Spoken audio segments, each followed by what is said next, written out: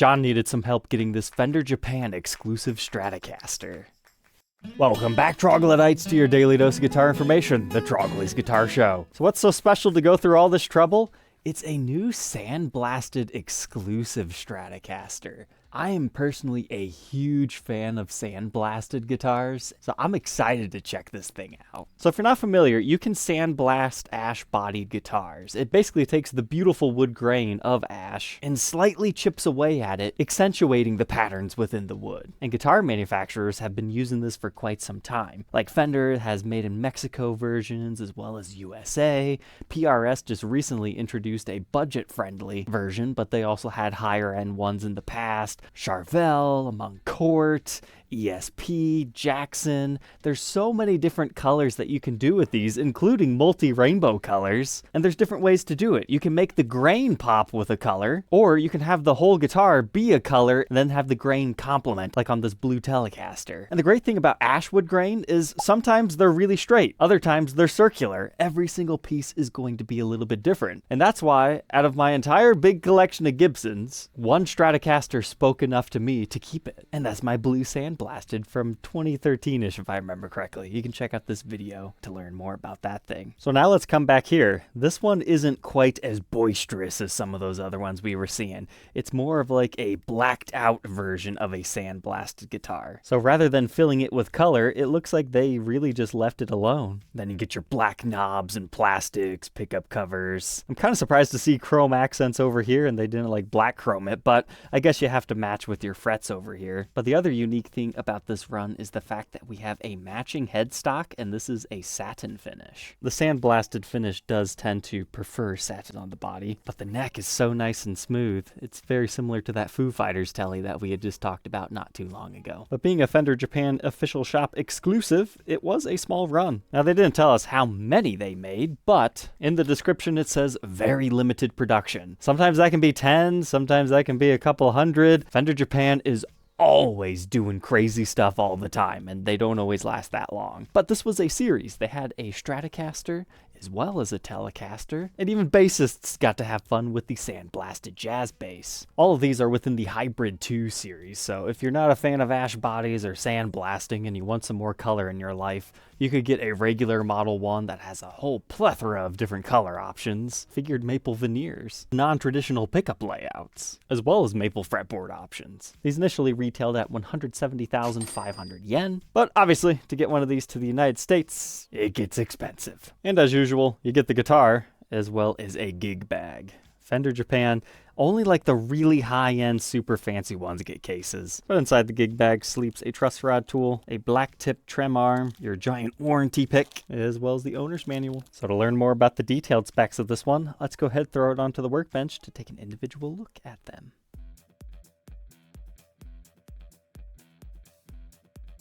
Inside our sandblasted Strat, let's go ahead and pop the hood, see what we're working with. We talked about how there's many different pickup choices within the Hybrid 2 series, and this is evidence of that. They just route them all to be the same. So you get a humbucker, single coil humbucker. So if that's the reason you're like, I'm gonna pass on this release, just know you can modify it if you can route a pick guard or put a new pick guard on. Because then you could always return it to stock, because there's only like, 3 wires that actually goes to the electronics. But these are known as the Hybrid 2 Custom Voice Pickup Set. Not a fancy name, but we'll have to hear if they have a fancy sound. But it looks like we're rocking really nice 250K CTS pots, a nice large orange drop capacitor. So if these aren't to your taste, you don't have to swap out the electronics, just your pickups. Overall, I'd say things are looking good in here. But we've got to take a second to appreciate the hidden wood grain that is underneath the pick guard. Because can you see how many pieces this body is? It's actually 3 pieces of ash. So you get a nice big one that ends right here. And then you have a very small strip right here that just has tons and tons of grain within it. And then your final piece is over here, which is kind of like a medium, slightly circular-ish grain. So this example has like the 3 main food groups: straight grain, craziness, and wavy. That's fun. But if you're ever curious how many pieces your guitar is made out of and like you can't see it right away, the end grain is the best way to look. That means look at it at the butt. It should be very obvious when a seam line occurs, like right there and right there.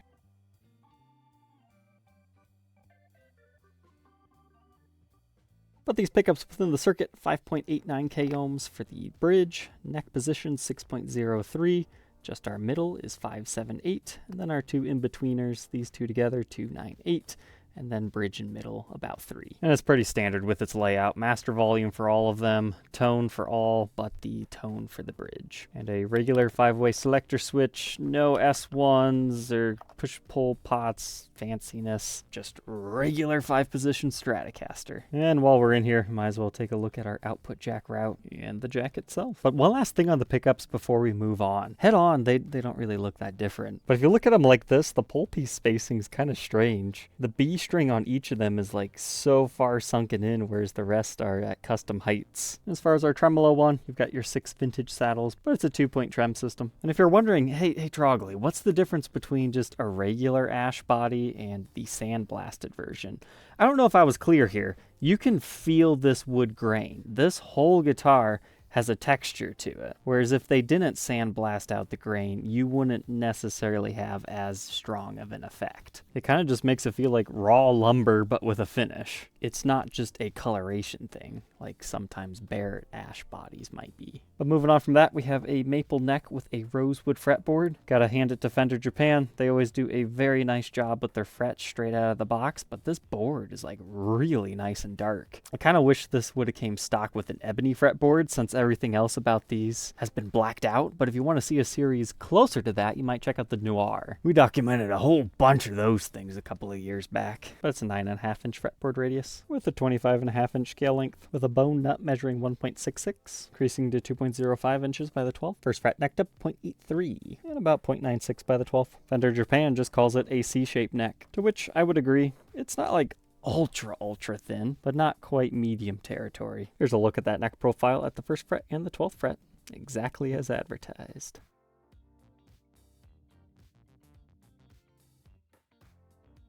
But now we can take a look at the face of the headstock. There is a secret up here. It's not the white Fender logos and decals, although they do look nice. It's the tuners. These are actually locking tuners, even though they just look like the vintage poke it down, wrap it around style. But they're automatic locking gears. That means you put your string in, you start tuning, and it just locks it. Is I think how it works.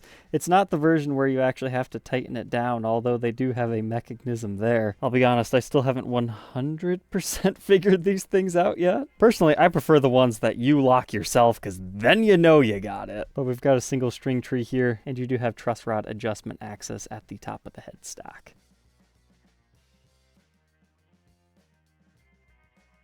All right, now I've got it. It only took like 3 or 4 of these guitars. So here's what you do. It is an auto-locking mechanism, but you can also choose to treat it just like a PRS style tuner. So to get your string through, loosen the top bit as far as you can, and then the string's gonna go through just fine. That's why I was confused, because sometimes it would go through and then sometimes it wouldn't.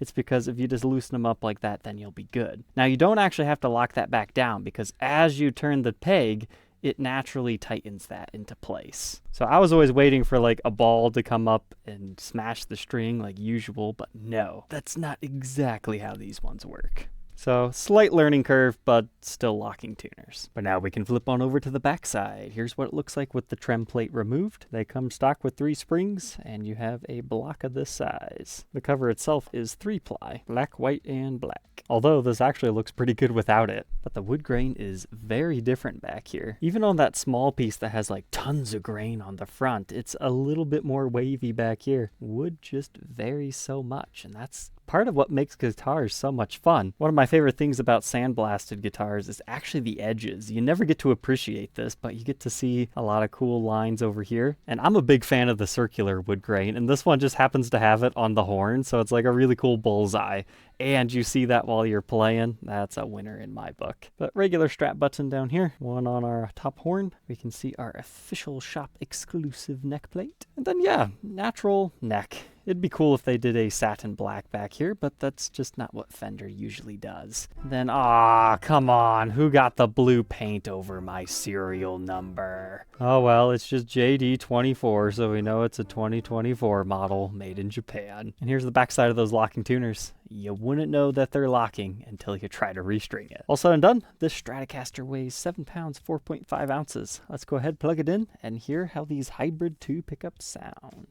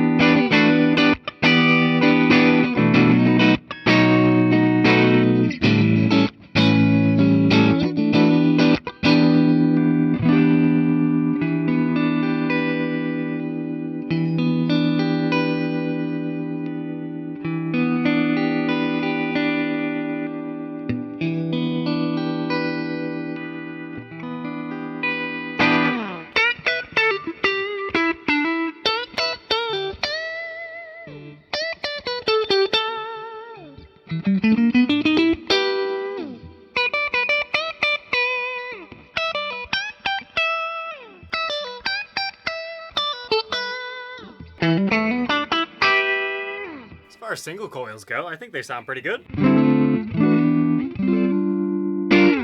Neck's nice and juicy. Bridge is bitey. Middle's mellow. Then your glassy positions.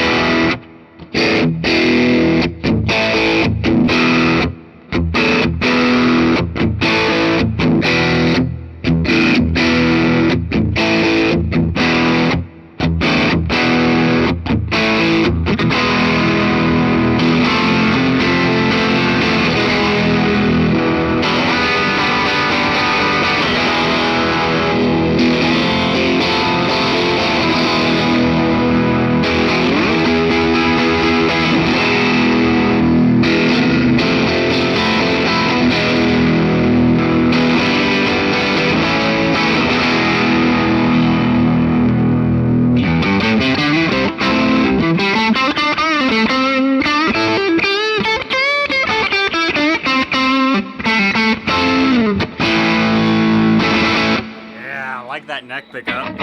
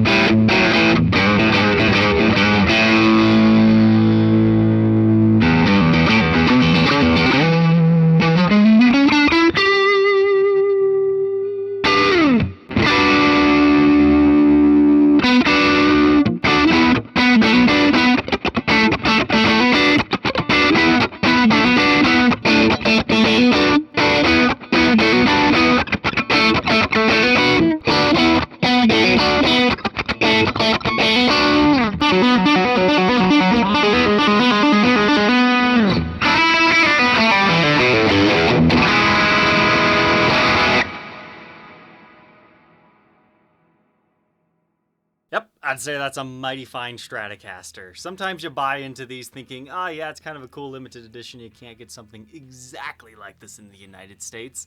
And you're just kind of playing on, if I have to upgrade the pickups, I do. But once again, made in Japan Stratocaster pickups do sound quite fantastic in my opinion. As far as the playability, it's very nice. We saw how polished these frets were straight out of the box. Very nice fretboard.